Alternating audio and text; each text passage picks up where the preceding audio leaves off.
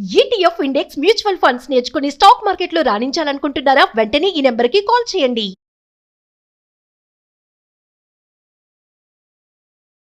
నమస్కారం గురుగారు. నమస్తే.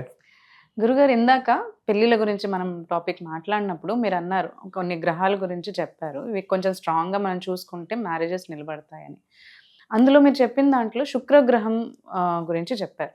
అయితే చాలాసార్లు నేను వింటూ ఉంటాను ఈ గ్రహం గురించి. అంటే శుక్రగ్రహం బాగాలేదనో, లేదంటే దాని పరిస్థితి బాగాలేదనో మీకు ఈ సమస్యలు వస్తున్నాయని అంటూ ఉంటారు. అసలు ఏమంటారు? అంటే శుక్రగ్రహం అంటే ఏంటి? ఒకవేళ దానివల్ల మనకి ఏమైనా ప్రాబ్లమ్స్ ఉన్నా కానీ దానికి ఏమైనా పరిహారాలు ఉన్నాయంటారా అసలు? ఈ మొత్తం మనకున్న గ్రహ మండలిలో నవగ్రహాలు ఉన్నాయి. నవగ్రహాలందరిలో ఒక్కొక్క గ్రహానికి ఒక్కొక్క ఆధిపత్యం ఇచ్చారనమాట. ఆ నవగ్రహాల్లో సూర్యుడేమో తండ్రి కారకుడు, చంద్రుడు తల్లి కారకుడు, కుజుడేమో భ్రాతృకారకుడు బ్రదర్స్కి, బుధుడేమో మేనమావలకు కారకుడు, గురువు గురువులకు కారకుడు, శుక్రుడు కళత్ర కారకుడు, శని శ్రమకి సేవకులకి కారకుడు. వీళ్ళందరినీ పెంచాలన్నా తుంచాలన్నా మళ్ళీ రాహుకేతువులు వాళ్ళని ఎఫెక్ట్ చేస్తూ ఉంటారు. ఈ ఉన్న పరిస్థితులు ఏం జరిగిందంటే ఈ వీటిలో మళ్ళీ గ్రహాల్లో 2 వర్గాలు ఉన్నాయి. గురువర్గం, శని వర్గం అని ఉన్నాయన్నమాట. అక్కడికి వచ్చేసరికి ఈ గురువు, సూర్యచంద్రులు, కుజుడు ఒక వర్గం, ఈ శని శుక్రుడు రాహుకేతువులు ఒక వర్గం, ఈ బుధుడేమో మధ్యలో ఉంటాడు అనమాట. కమ్యూనికేషన్ కాసేపు అటు కాసేపు ఇటు ఉంటుంటాడు. ఆ ఉన్న పరిస్థితిలో మనం చూసుకుంటే న్యాచురల్గా శుభగ్రహాలు 2, గురువు శుక్రుడు అనమాట. ఎవరికైనా సరే ఈ 2 గ్రహాలు అనుకూల్యత కావాలన్నమాట. వివాహాలకి అన్ని కానీ దేనికైనా కానీ గురుబలం కానీ శుక్రబలం కానీ తప్పనిసరిగా ఉండాలన్నమాట. ఈ శుక్రుడు న్యాచురల్గానే చాలా సహాయకారి అనమాట. శుక్రుడు ఎక్కువ బాళాశంకర్ లాగా అందరికి వరాలు ఎక్కువ సౌఖ్యాలకి ఇస్తాడు. గురువు ఇచ్చేది బాధ్యతాయుతమైన సంపద గురువిస్తే, ఆనందించదగిన సంపద శుక్రుడు ఇస్తాడు అనమాట. శుక్రుడు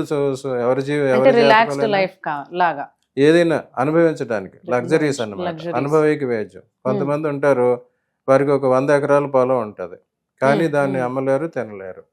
కొంతమంది ఉంటారు వారికి ఏమీ ఉండదు కానీ సమయానికి భోజనం మాత్రం వచ్చేస్తుంది. అలాగా అనుభవించదగిన సంపదని సౌఖ్యాలను ఇచ్చేవాడు శుక్రుడు. ఇక ఈ మొత్తంలో చూసుకుంటే ఇతని కళ్యాణకారకుడిగా శుక్రుడినే పేర్కొన్నారు అనమాట. ఇదివరకు పురుషులకి చూసేవారు కనుక పురుషులకి తప్పనిసరిగా శుక్రబలం ఉండాలన్నమాట. ఆ శుక్రబలం ఉండి శుక్రుడు యోగ్యగా ఉన్నప్పుడు వారికి అందరికీ సమయానికి వివాహాలు అవుతాయి. అట్లాగే స్త్రీ జాతకంలో కుజుడు అన్నమాట. ఈ గ్రహాలన్నింటిలోకి పెర్ఫెక్ట్ మేల్ వచ్చి కుజుడు, పెర్ఫెక్ట్ ఫీమేల్ వచ్చి శుక్రుడు అనమాట.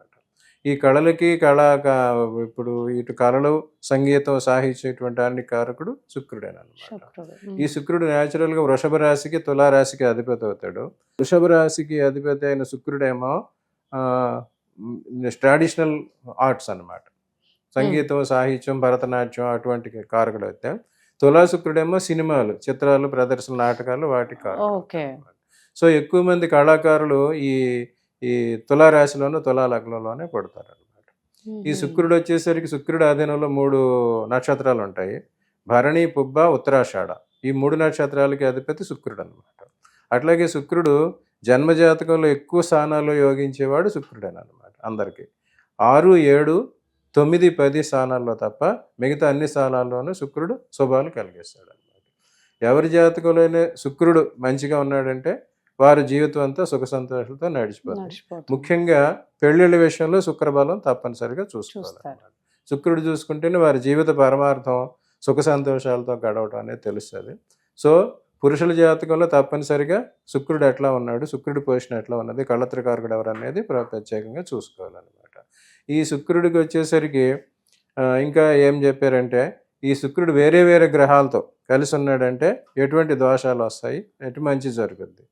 శుక్రుడు సూర్యుడితో కలిసి, రవితో కలిసి ఉన్నారంటే వాళ్ళు మంచి అడ్మినిస్ట్రేషన్స్ అవుతారు అనమాట. శుక్రుడు చంద్రుడు కలిసి ఉన్నారంటే మళ్ళీ శుక్రుడు చంద్రుడు 2 స్త్రీ గ్రహాలని అనమాట. ఎవరికైనా జన్మజాతకంలో చూసుకుంటే పగలు పుట్టిన వాళ్ళకేమో సూర్యుడు తండ్రి అవుతాడు, చంద్రుడు తల్లి అవుతుంది. రాత్రులు పుట్టిన వాళ్ళకి శని తండ్రి అవుతాడు, శుక్రుడు తల్లి అవుతుంది. ఆ రకంగా మనం చూసుకుంటే మనకి చంద్రుడు తల్లి అయితే శుక్రుడు అత్తగారు అవుతుంది, శుక్రుడు తల్లి అయితే చంద్రుడు అత్తగారు అవుతారు. సో ఈ 2 రకాల కాంబినేషన్ ఉన్న వాళ్ళు భార్య అత్తల ఆ తల్లి మధ్య నలిగిపోతూ ఉంటారు అనమాట. అచ్చా. అత్తాకోడలు గొడవ రావడానికి కారణం, భార్యకి తల్లికి గొడవ రావడానికి కారణం ఈ కాంబినేషన్ ఉంటుంది. ఈ బుధుడితో కలిశాడంటే మాత్రం శుక్రుడు మంచి తెలివితేటల్ని, మంత్రశాస్త్రాన్ని అటువంటి ఇస్తాడు. గురువుతో కలిశాడంటే వారికి డబల్ ధమాకా. ఇద్దరు శుభులైతే చాలా మంచి సంపద, ఆరోగ్యం అన్నీ ఇస్తారు, సర్వ సౌఖ్యాలు ఇస్తారు. వాళ్ళిద్దరిలో ఎవరు చెడిపోయినా వారు ఇచ్చింది ఒకరు చెడగొడతారు. ఇంక శని శుక్రులు కలయిక మాత్రం అంత మంచిది కాదు. అప్పుడు వీరు నీచ సంపర్కాల్లోకి, అక్రమ సంబంధాల్లోకి, అనైతిక విలువల్లోకి వెళ్తూ ఉంటారు. వీళ్ళతో కానీ రాహువు, కుజుడు అట్లాంటి వాళ్ళు కలిశారంటే అవి ఇంకా తీవ్రంగా ఉంటాయి. ఈ రకంగా చూసుకుంటే ఈ అత్యాచారాలు చేసేవారు అటువంటి వాళ్ళకి ఈ కాంబినేషన్ ఉంటుంటుంది అన్నమాట. ఈ రకంగా శుక్రుడు వేరే వాళ్ళతో, వేరే గ్రహాలతో కల్పిస్తే అటువంటి ప్రభావం ఇస్తాడు.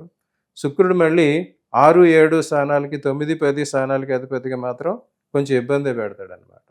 అతను కళత్రకారకుడు అయినా సప్తమంలో శుక్రుడు ఉన్నాడంటే వారికి అఫైర్స్ ఎక్కువ ఉంటాయి. సో దానివల్ల ఆ బంధం విచ్ఛిన్నం అయిపోతుంది. అట్లాగే శుక్రుడి మీద కుజ దృష్టి కానీ, రాహు దృష్టి కానీ అలాంటివి ఉన్నారంటే వారు వర్ణ సంకరాలు, అనైతిక సంబంధాలు అటువంటి వాటిలో ఇన్వాల్వ్ అవుతూ ఉంటారు. ఈ రకంగా శుక్రుడి ప్రభావం మానవాళి జీవనం మీద చాలా ఎక్కువగా ఉంటుంది. అదేవిధంగా శుక్రుడు ఇలాంటి కాంబినేషన్లో కలిసి ఉన్నాడంటే కూడా ఇలాంటి దుష్పరిమాణాలు చోటు చేసుకునే అవకాశం ఉంటుంది. అందుకు ఎవరైనా వారి జీవితం సాఫల్యం జరగాలంటే ఈ శుక్రగ్రహం బలవంత వాళ్ళ జాతకంలో ఎట్లా ఉన్నదో చూసుకోవాలి. ఇక గోచారం ప్రకారం చూసుకుంటే శుక్రుడు ఏ స్థానంలో ఉంటే ఏం చేస్తాడు అనేది కూడా మనకి శాస్త్రంలో చెప్పారు. శుక్రుడు గోచారంలో ఏ ప్లేస్లో ఉంటే ఎటువంటి ఫలితాలు ఇస్తారు అనేది కూడా శాస్త్రంలో చెప్పారు. ఆరోగ్యం, భూషణం, లాభం, రతించి ప్రియదర్శనం, మానహాని, మహద్రోగం, భూలాభం, ధాన్యవర్ధనం, ప్రమోదంచ ధనంచైవ, సంతోషం కురితే భృగు అని చెప్పారు. అంటే శుక్రుడు గోచారం ప్రకారం జన్మరాశిలో ఉన్నారంటే వారికి ఆరోగ్యం బాగుంటుంది. 2లో ఉన్నారంటే ఆభరణాలు లభిస్తాయి. 3లో ఉంటే లాభాలు వస్తాయి అన్నమాట. 4లో ఉంటే రతి సౌఖ్యం వస్తుంది. 5లో ఉంటే ప్రియదర్శనం, మిత్రులు సౌఖ్యులు వాళ్ళతో కలిసి ఉంటారు. 6లో ఉన్నారంటే మానహాని, అవమానాలు జరుగుతాయి. 7లో ఉంటే మహద్రోగం, ఆరోగ్యం నాశనం అవుతుంది. 8లో ఉంటే మాత్రం భూలాభం, శుక్రుడు 8లో ఉంటే భూలాభం వస్తుంది.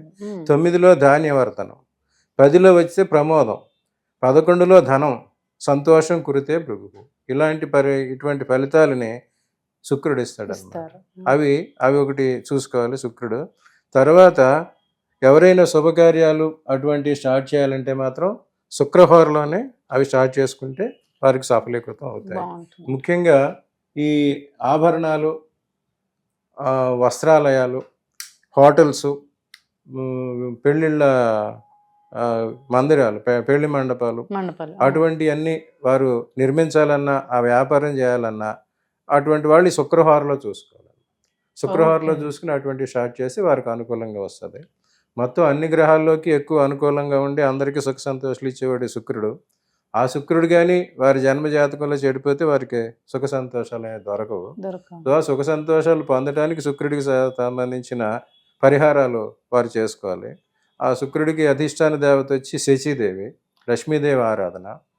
లక్ష్మీదేవిని ఆరాధించితే శుక్రుడికి అనుగ్రహం కలుగుతుంది. అట్లాగే స్త్రీలని గౌరవంగా చూసిన వారికి ఆరాధన, ఆ శుక్రుడి ఆదరణ లభిస్తుంది. అట్లాగే శుక్రుడిది వచ్చేసరికి బొబ్బర్లు అంటారు, అలసందలు అనే దానికి రాజ్మా అంటారు. ఆ ధాన్యానికి శుక్రుడి కారకుడు. సో ఎవరికైనా శుక్రుడి గ్రహం దోషాలు ఉన్నాడో అవి దానాలు ఇవ్వటం, శుక్రగ్రహానికి సంబంధించిన హోమాలు చేసుకోవటం వల్ల వారికి తగిన పరిహారం జరిగి వారి జీవితాలు సుఖంగా ఉంటున్నాయి. గురుగారు ధన్యవాదాలండి, చక్కగా వివరించి. నమస్తే.